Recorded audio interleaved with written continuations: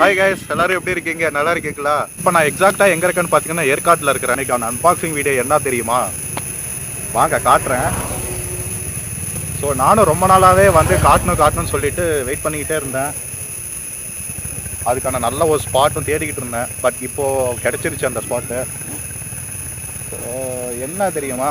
வேறு எதுவும் இல்லை, 1 lakh சப்ஸ்கிரைபர்ஸ் அச்சீவ் பண்ணியிருக்கோம். அதுதான். ஸோ அன்பாக்ஸ் பண்ணிடலாமா?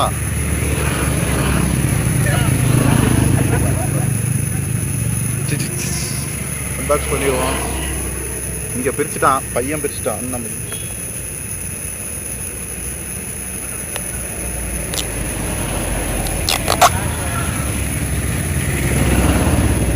வா, எவ்வளவு நாள் போராட்டம், எவ்வளவு